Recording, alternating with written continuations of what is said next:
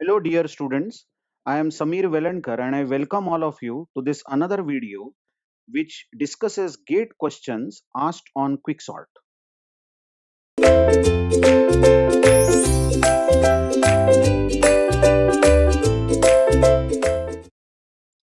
Now in gate 1996, the question asked was suppose Quicksort runs on two different inputs.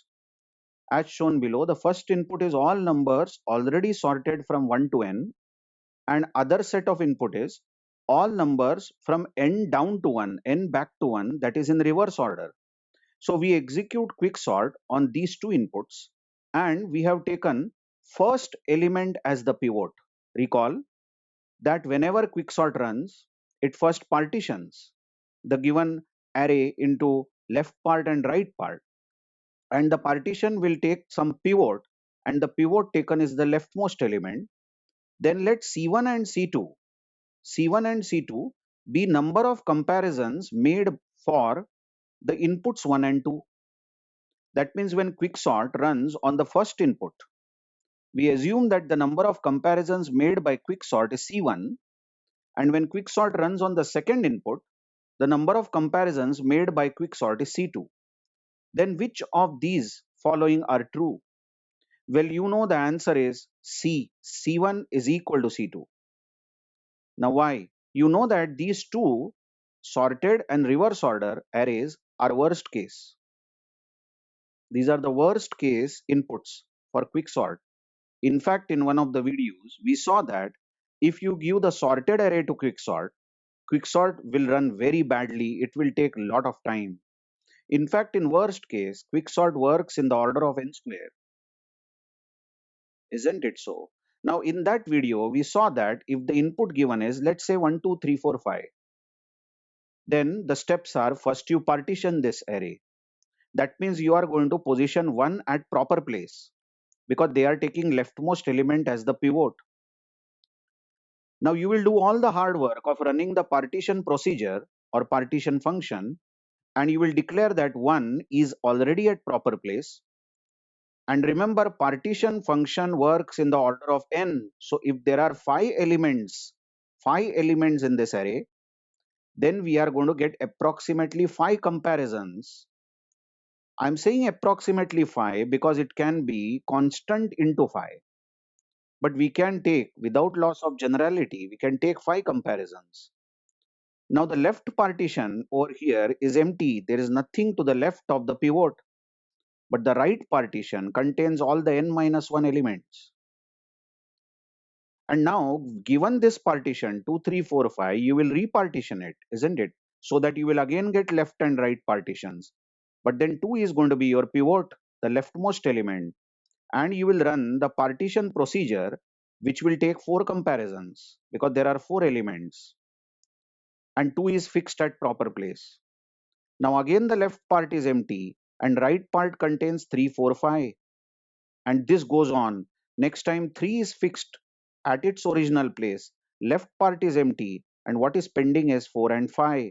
But for partitioning 3, 4, 5, we will require 3 comparisons. And next time 4. In this partition of 4 and 5 will be fixed. And obviously we will take 2 comparisons.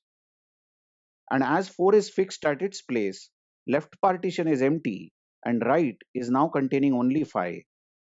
Now as 5 is a single element in this partition, there is no work done. So we can assume that the number of comparisons made are just 1.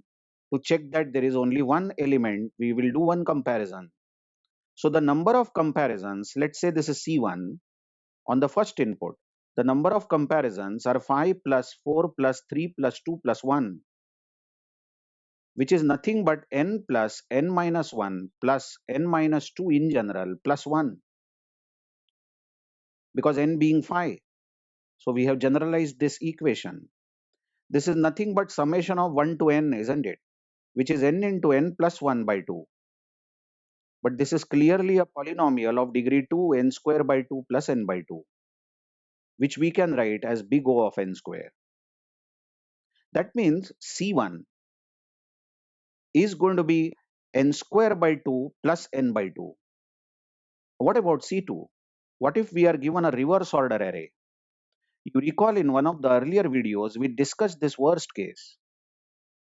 Suppose if the array given is 5, 3, 5, 4, 3, 2, 1, and we want to sort it using quicksort. And we have taken the leftmost element as the pivot. Our aim is we want to fix it at proper place. Now we are not running through the entire partition procedure. You know it very well. You know that 5 will be ultimately fixed at the last place here because it is largest. And 1 at that place will be fixed at the first place. Now you watch that all elements to the left of 5, all elements to the left of the pivot are less than pivot or less than or equal to. And all elements to the right of pivot should be greater than the pivot. But there is nothing in the right partition and everything falls in the left part. So we have done all the hard work of partitioning this given array of reverse order. And note that you will take the number of comparisons in the multiple of 5. It will be some constant multiplied by 5. So we can take the number of comparisons as 5. Now if you talk about this left partition here, we want to sort it. But then we are taking the leftmost element as the pivot and we want to fix it at proper place using partition function. Well, partition function will keep 1 here because this is appropriate place for 1. But we have already done 4 comparisons if you run the partition procedure. And the left partition is empty now. Nothing to the left of the pivot. And all elements have fallen to the right. Now if you go through this partition 4, 3, 2, we want to fix 4 at proper place using partition function. And it is not difficult to see that 4 is going to go at the end because it is largest. And 2 will be fixed at the first place. Now you watch that 4, which was our pivot, has been fixed such that left of pivot are less 2, 3 and right of pivot is empty. So what you are noticing is that for partitioning 3 elements, we will require some multiple of 3 comparisons. Isn't it so? And we now again have the left partition as 2, 3, but the right partition is empty. Even this partition, when even this part when partitioned using partition function, this 2 is our pivot and it will be fixed right here. But we have already done 2 comparisons. And the left part is empty now. And the right part is going to go with only 3. Now as 3 is alone over here in this part, there is no work done. We can say that just one comparison will be made to check that there is only one element. So if C2 are the number of comparisons, then the number of comparisons made again are 5 plus 4 plus 3 plus 2 plus 1, which in general is n plus n minus 1 plus n minus 2 up to 1, which is nothing but n into n plus 1 by 2, which again comes out as order of n square. So actually by asking this question, they were testing our knowledge on whether we know how quicksort works in the worst case and what are the 2 inputs under which quicksort will definitely work under worst case, and in that sense the number of comparisons will stay same for both the inputs, either increasing order or decreasing order. Let's see one more question asked on quicksort in 1992. This was way back.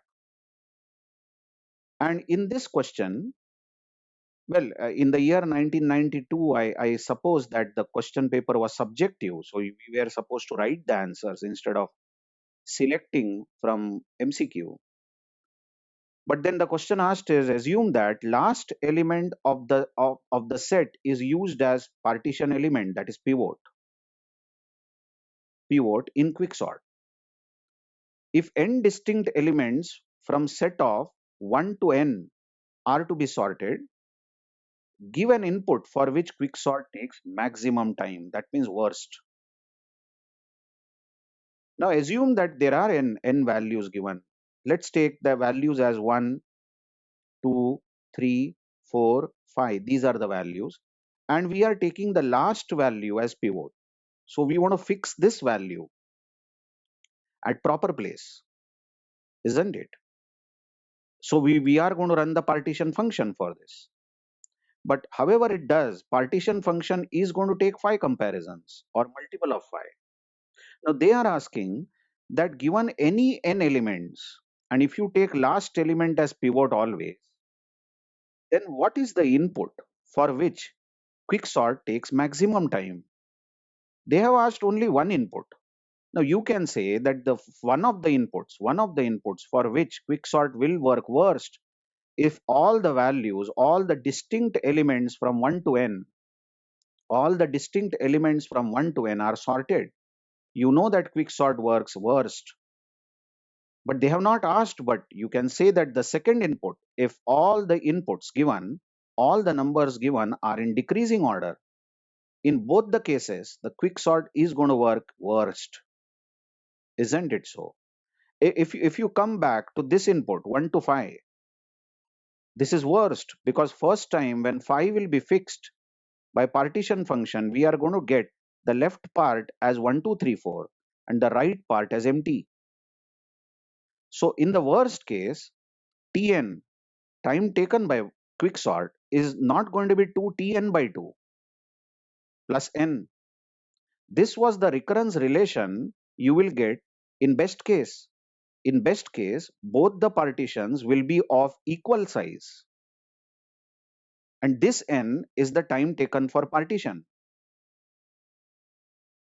You won't get this. You won't get this in the worst case. But in the worst case, Tn can be described as Tn is Tn minus 1. Just check this. That is, the input size is getting reduced only by 1. You can watch that for 1, 2, 3, 4, 5, 5 was okay, 5 was fixed. But then we had n minus 1 elements in one part and nothing in the other part. So it was Tn minus 1 plus n. This n was the time taken by partition. And if you solve this maybe by method of substitution, you will get Tn as O(n) square. So remember from now onwards, this is the worst case recurrence relation for quicksort. Tn is equal to Tn minus 1. It is so readable that the input size get reduced only by 1 each time. The partition gets reduced by 1 element and plus n is the time taken to partition, isn't it? And in the best case, the two partitions are of equal size. So in the best case, Tn is 2Tn by 2 because we are getting two partitions of equal size. And the plus n here is the time taken to partition, isn't it? So remember this. This is the key point to solve most of the questions in GATE related to quicksort. Thank you very much.